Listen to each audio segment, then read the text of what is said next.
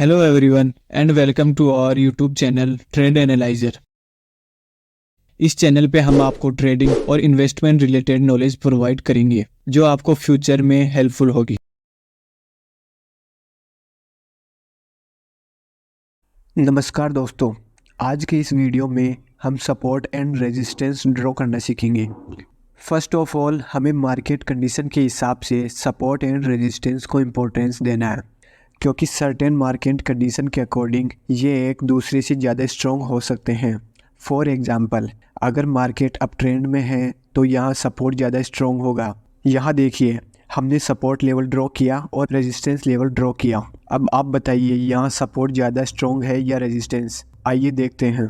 ये पहला रेजिस्टेंस और प्राइस ने इसे ब्रेक कर दिया, ये दूसरा भी ब्रेक हो गया और ये तीसरा रेजिस्टेंस ये भी ब्रेक हो गया। अब सपोर्ट को देखिए, ये पहला सपोर्ट है, प्राइस ने इसे ब्रेक नहीं किया। ये दूसरा, ये भी ब्रेक नहीं हुआ और ये तीसरा और ये भी ब्रेक नहीं हुआ। आप देख सकते हो, एक अप ट्रेंड में जो रेजिस्टेंस होता है उसका ब्रेक होना स्वाभाविक है और ये लॉजिकल है, क्योंकि अगर अप ट्रेंड में रेजिस्टेंस ब्रेक नहीं होगा तो हमें higher high and higher lows कैसे मिलेंगे। इसलिए अप ट्रेंड में सपोर्ट लेवल रेजिस्टेंस लेवल से ज़्यादा पावरफुल होता है। उसी तरह डाउन ट्रेंड में सपोर्ट से ज़्यादा पावरफुल रेजिस्टेंस होता है। यहाँ देखिए, ये हमारा रेजिस्टेंस है और ये सपोर्ट है। प्राइस यहाँ सपोर्ट को ब्रेक करता है, फिर यहाँ और फिर यहाँ, बट प्राइस यहाँ रेजिस्टेंस को रिस्पेक्ट करता है, उसे ब्रेक नहीं करता, क्योंकि ये स्वाभाविक है। जो सपोर्ट लेवल है उसका डाउन ट्रेंड में ब्रेक होना स्वाभाविक है, तभी हमें lower lows and lower highs का फॉर्मेशन मिलेगा। और lower low and lower high का फॉर्मेशन मतलब डाउन ट्रेंड, ये हम सभी को पता है। So now the end down trend resistance is more powerful than support. So now the question is, हमें support and resistance level draw कैसे करना है। यहाँ देखिए, मार्केट अभी अप ट्रेंड में है तो हम ट्रेंड के समय हमें सपोर्ट को ज़्यादा अटेंशन देनी है, इसलिए हमें यहाँ सपोर्ट लेवल ड्रॉ करना है। इसके लिए हमें मोस्ट रिसेंट स्विंग को देखना होगा, तो ये भी एक स्विंग पॉइंट है और ये भी एक स्विंग पॉइंट है और ये भी, तो हमें रिसेंट के दो स्विंग पॉइंट्स को देखना है जो ये पॉइंट्स हैं। नाउ अब हम रेक्टेंगल बॉक्स की हेल्प से सपोर्ट लेवल को ड्रॉ करेंगे। कुछ इस प्रकार के रेक्टेंगल टूल आपको टूल बॉक्स के सेक्शन में मिल जाएंगे। याद रखिएगा, सपोर्ट एंड रेजिस्टेंस कोई स्ट्रेट लाइन नहीं होती, ये एक जोन होता है। इसलिए हम सपोर्ट या रेजिस्टेंस लेवल ड्रॉ करने के लिए रेक्टेंगल बॉक्स का यूज़ करते हैं, जिससे हमें मैक्सिमम टच मिलता है। हालांकि आप लाइन का भी यूज़ कर सकते हो, पर फिर भी आपको उसे एक जोन की तरह ट्रीट करना चाहिए, ना कि एक लाइन की तरह। नेक्स्ट, यहाँ भी हमने एक सपोर्ट लेवल ड्रॉ किया इन पॉइंट्स को लेते हुए। नाउ अब इन लेवल्स को देखिए, हमने यहाँ सपोर्ट लेवल क्यों नहीं ड्रॉ किया।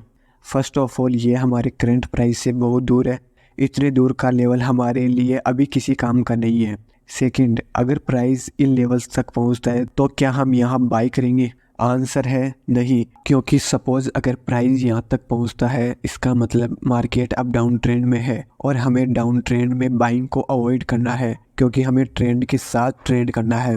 आइए कुछ एग्जांपल देखते हैं। यहाँ मार्केट डाउन ट्रेंड में है, मतलब यहाँ हमें रेजिस्टेंस को ज़्यादा अटेंशन देनी है। जब प्राइस रेजिस्टेंस के पास आएगा तो हम प्राइस एक्शन और कैंडलस्टिक को देखकर ट्रेंड के साथ ट्रेड ले सकते हैं। सो हमें रिसेंट दो स्विंग पॉइंट के बेस पर रेजिस्टेंस लेवल ड्रॉ करना है, तो ये हमारा एक रेजिस्टेंस होगा और ये दूसरा। अगेन हमने यहाँ एक जोन मार्क किया, ना कि एक सिंगल लाइन। अब देखिए, ये भी एक रेजिस्टेंस है, पर हमने इन्हें मार्क क्यों नहीं किया? सिंपली ये करंट प्राइस से बहुत दूर है, और अगर मार्केट यहाँ तक जाता है इसका मतलब अब ट्रेंड चेंज हो चुका है और हमें ट्रेंड के साथ ट्रेड करना है। नाउ यहाँ हमने सपोर्ट एंड रेजिस्टेंस ड्रॉ करना सीखा। अब समझते हैं कैसे हमें सपोर्ट एंड रेजिस्टेंस को ट्रेड करना है। ऐसा तो नहीं है प्राइस सपोर्ट को जस्ट हिट करेगा और हमें उसके बेस पर ट्रेंड ले लेंगे, ऐसा तो नहीं होता। तो इसके लिए हमें काइंड ऑफ कंफर्मेशन चाहिए, मतलब एंट्री ट्रिगर, जिसके लिए हम बहुत से प्राइस पैटर्न का यूज़ कर सकते हैं। पर आज के वीडियो में हम एंट्री ट्रिगर के लिए लॉन्ग विक कैंडल्स का यूज़ करेंगे। इसमें आपको हैमर दिख सकता है, पिन बार दिख सकती है, डोजी दिख सकती है, पर हमारे लिए ये सभी लॉन्ग विक कैंडल है, क्योंकि ये सारे पैटर्न सेम तरीके से काम करते हैं अगर लोअर विक लंबा हो। इसका मतलब ये एक बुलिश है। जब मार्केट ओपन होता है तो सेलर प्राइस को नीचे लेकर जाते हैं पर सस्टेन नहीं कर पाते। देन फाइनली बायर इस प्राइस को कंट्रोल करते हुए ऊपर ले जाते हैं और ओपनिंग के आसपास क्लोजिंग दे देते हैं। So at the end of this type of candles हमें एक बाइंग प्रेशर देखने को मिलता है और इन पैटर्न्स को कभी भी और कहीं भी नहीं देखना होगा। इन्हें हमें सपोर्ट या डिमांड लेवल के पास देखना है। नेक्स्ट, अगर कैंडल का अपर विक लंबा है और बॉडी छोटी है और लोअर विक ना के बराबर है तो ये एक बियरिश कैंडलस्टिक है। मार्केट के ओपन होते ही बायर्स प्राइस को ऊपर ले जाते हैं पर सस्टेन नहीं कर पाते। फाइनली सेलर्स उस टाइम पीरियड में डोमिनेट करते हुए प्राइस को नीचे लेके आते हैं और क्लोजिंग दे देते हैं। So at the end of these type of candles हमें एक सेलिंग प्रेशर देखने को मिलता है और इस प्रकार के कैंडल्स को हमें रेजिस्टेंस लेवल या सप्लाई जोन के पास इंपॉर्टेंस देना है। आइए कुछ एग्जांपल देखते हैं। यहाँ देखिए मार्केट अप ट्रेंड में है। नेक्स्ट, यहाँ हमने सपोर्ट लेवल को ड्रॉ किया। नेक्स्ट, प्राइस से सपोर्ट लेवल को अप्रोच करता है और यहाँ एक long wick bullish candle form करता है। अगर नेक्स्ट कैंडल इसको ब्रेक करता है तो हम ट्रेड ले सकते हैं और अपना स्टॉप लॉस हम इस लो के थोड़ा नीचे रखेंगे और प्रॉफिट बुकिंग के लिए हम रीसेट स्विंग पॉइंट का यूज़ करेंगे।